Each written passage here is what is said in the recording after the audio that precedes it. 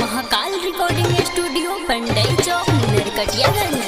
सुन सिलवा सुन सुन सुन सुन सुन सिलवा सुन सुन सुन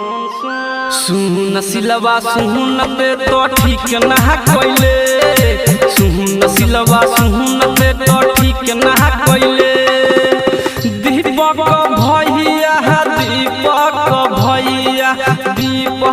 भैया के दिल तोड़ी दिहले सुन सिलवा सुन सुन सुन सुन सुन सिलवा सुन पे तो ठीक ना कोइले सुन सिलवा सुन पे तो ठीक ना कोइले ठीक ना कोइले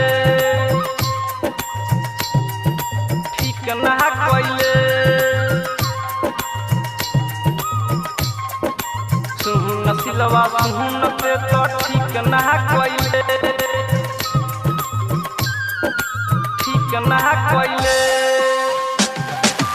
music by DJ Vikas Vidya. ठीक ना कोइले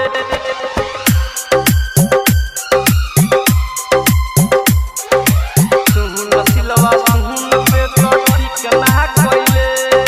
झूठे थे वादा करके तोड़ दिहले राजा सबका से प्यार रही कोइले हम ज्यादा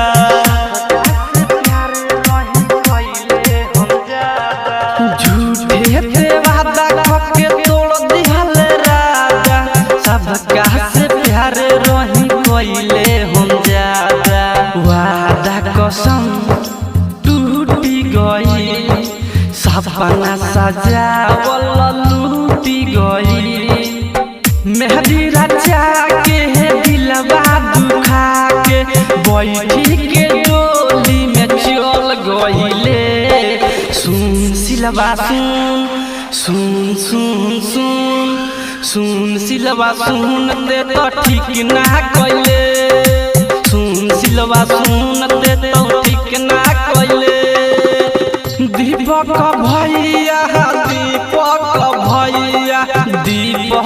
भैया के दिल तोड़ले सुन सिलवा सुन ते तो ठीक ना कोइले सुन सिलवा सुन ते तो ठीक ना कोइले ठीक ना कोइले ठीक ना कोइले।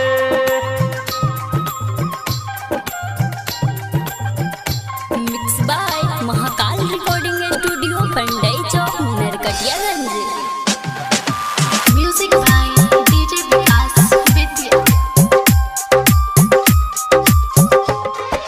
ठीक ना कोइले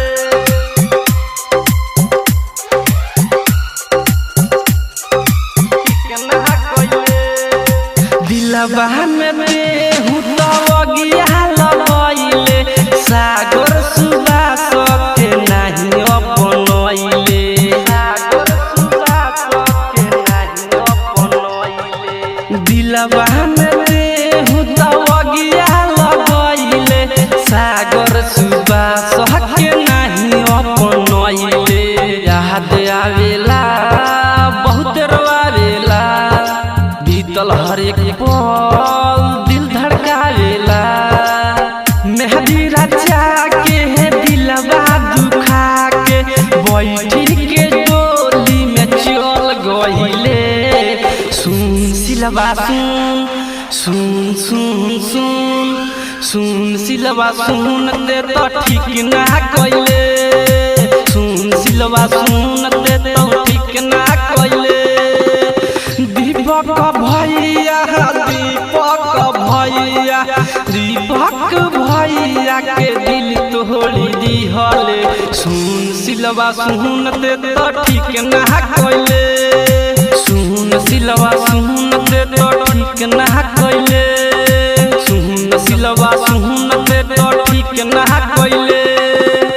दीपक